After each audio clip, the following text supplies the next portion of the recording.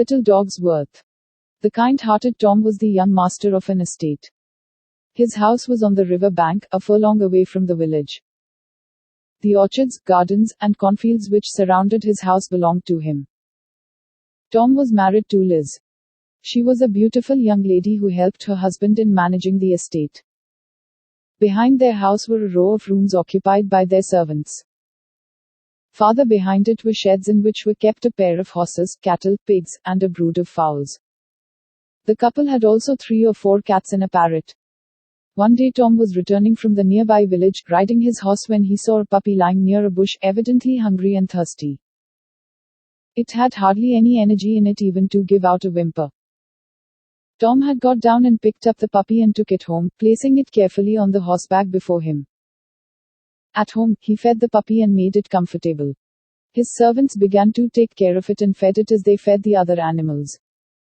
Tom almost forgot about it. The puppy slowly grew up.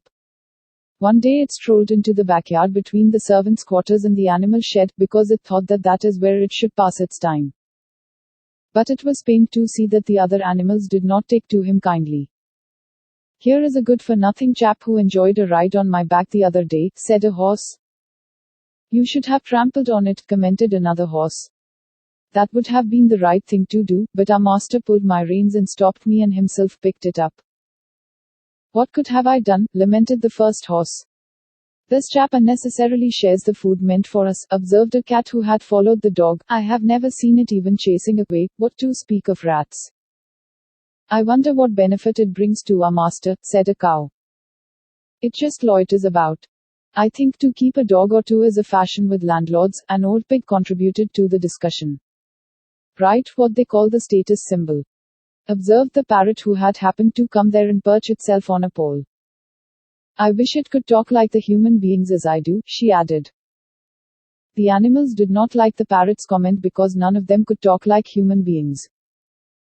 But they could not rebuff the parrot because, after all, she was joining them in making fun of the little dog. "I wonder why the creature does not announce the sunrise as I do," said a cock from the top of a straw heap.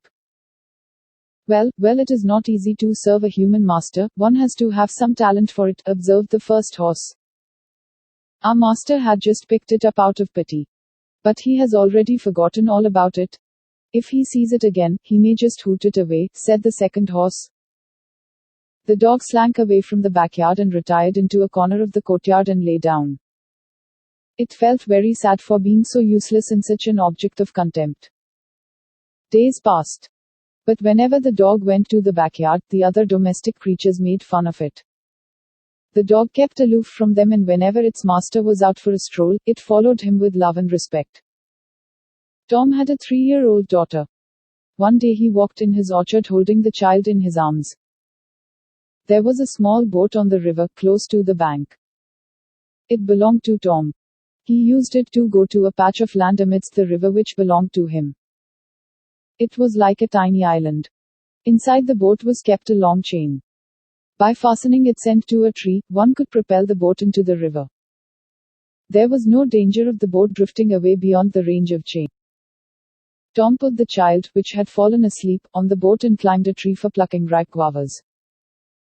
He had not noticed that the rope with which the boat was usually tied to a pole had been snapped.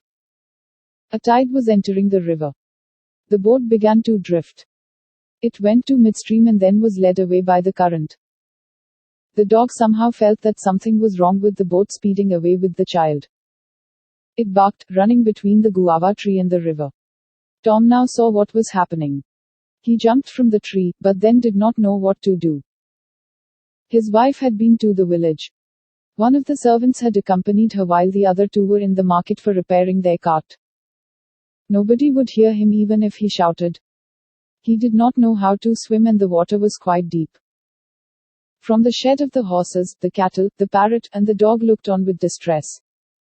The dog observed his master's panic. There was a splash. It jumped into the river. It swam and reached the boat and tried to push it towards the shore. But that was not possible. Then it climbed into the boat. There was the chain lying coiled in a corner. The dog clamped its teeth on the loose end of the chain and jumped out and swam to the shore. Tom was already in waist-deep water. He took the chain's end from the dog and began pulling the boat. Slowly the boat came ashore. He took the sleeping child as well as the wet dog into his arms and hurried home. He wiped the dog dry and fed it with milk and bread. An hour later, the beasts in the backyard were surprised to see the dog held by their master close to his bosom. Never again they passed unkind comments on it. Thanks for listening. Please do like, share and subscribe to our channel. See you with another story.